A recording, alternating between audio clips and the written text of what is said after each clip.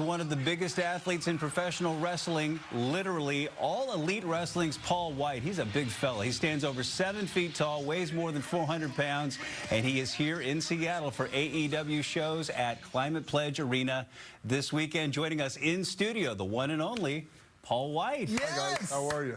It's good to have you here. So thank you very much for having me. You know, I love coming to Seattle. I've got some very dear friends here in Seattle and love this area, so thank you for having me. And your career spans decades. I mean, you've taken on the best of the best in WCW, WWE, and now you're with AEW, and kind of a different role with you. You're a commentator and a coach and a mentor. Talk about this transition that you've made. It's been a good transition for me. I mean, I spent a long time where I worked before, had a lot of tenure there. But as in life, a lot of times you want to find things to challenge yourself. And commentating was something that I was very interested in, and Tony Khan gave me that opportunity in AEW. And it's a different pace here. I'm helping to build a lot of talent that can really appreciate some of the experience that I've had. Because anybody that's ever been anybody in professional wrestling, from Randy Savage to Hulk Hogan, Rock, Stone Cold, John Cena, anybody, I've worked with them all.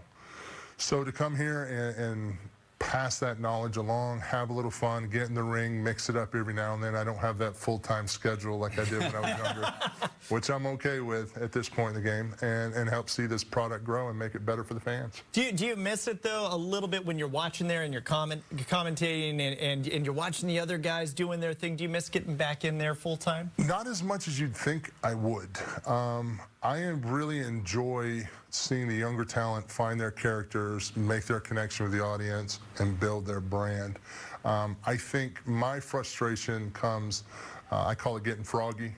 Every now and then I get froggy sitting back here. I'm like, yeah, I need to get in there and mix it up. And as soon as I get in there and mix it up, I go, okay, I'm good. I'm good. Yeah. I'm good. As the role of a mentor, what sort of advice do you pass along to some of the younger athletes? Just common sense things that I've learned over the years that aren't written in a rule book. And, you know, a lot of these individuals, male and female talent both, have worked very hard and haven't experienced some of the international stardom that I have. So it's about interacting with your fans and always trying to make every fan interaction positive, especially in the ring. The only way, in my opinion, my humble opinion, to become a big star is to make an emotional connection with the audience. You have to make them feel. If you're a bad guy, you have to make them hate you. Right. If you're a good guy, you have to make them love you. Anywhere in the middle is dead man zone. Yeah. And what drew you to AEW after your time at WWE wrapped up? I still have a couple years left here in AEW. I believe, you say how much time I have left? No, I'm saying, what drew you to AEW? Oh, what drew me? Yeah, okay. yeah, I didn't think I was answering the question right. I've been hitting the head with a few chairs over the years, so sometimes, oh, I didn't quite hear you.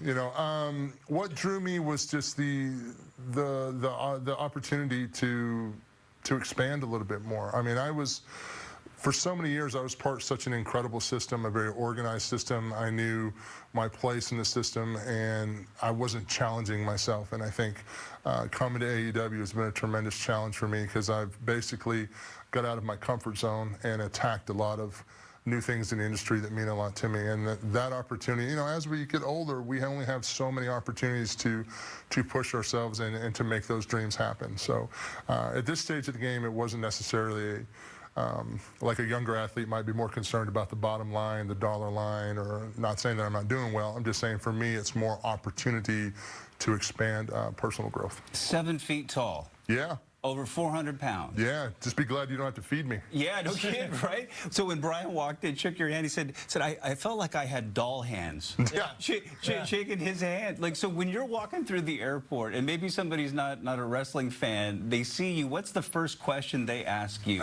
You know, it's always funny how people interact with someone like me. I can only imagine how bad it was for Andre back in the day, because now we have television, internet, and you've seen bigger people. But it's like, how much do you weigh?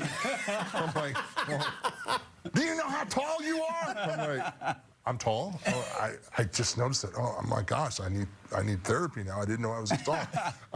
You just try to be positive with it and use it as a gift. I mean, let's be honest, I'm qualified maybe to pass out shopping carts at Walmart and change oil at Jiffy Lube. Other than that, I've been blessed to have a fantastic career and entertain a lot of people all over the world.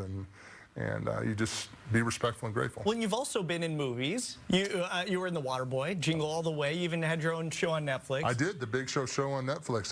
That was a great personal accomplishment. And we've seen a lot of wrestlers go over to the acting side, be very successful, like John Cena and others. So are you going to do that a little bit more in the future? It's funny because I've looked at Rock, Batista, John Cena, Stone Cold, Miz, Randy Orton. All these guys have made that transition and have had some great success in movies and television.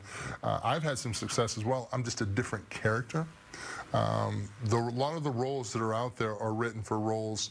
They're not written for 7-foot, 400-pound guys.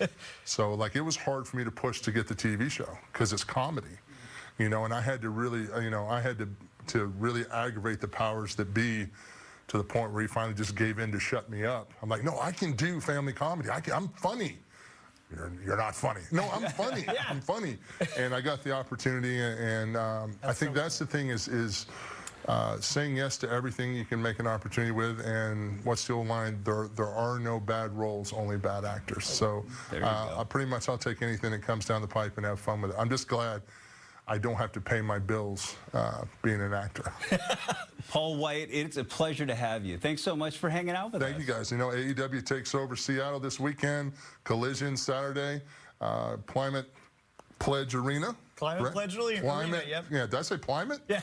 There you go. It's a chair thing. Yeah, Climate Pledge Arena is a chair, yes. If I cough, I'm going to lose it. Yeah. Climate Pledge Arena Saturday for Collision. Sunday, we're going to have Wrestle Dream, which that card is full of so many great matches. Any one of those matches can main event anywhere in the country. Can't wait. And don't miss our show tomorrow. We have another wrestling legend, Aberdeen's own Bryan Danielson, in studio talking about the upcoming shows. And he has what AEW is calling a dream match against Zack Sabre Jr. That's Sunday at Climate Pledge Arena. Tickets still on sale for the 2 Seattle shows this weekend, the first Saturday at 4:30, and then on Sunday, the pay-per-view show, Wrestle Dream Live from Climate Pledge Arena, or Climate Pledge, whatever. It's contagious. But you can get your tickets at Ticketmaster right now. That is right. And we have more information on our website, fox13seattle.com.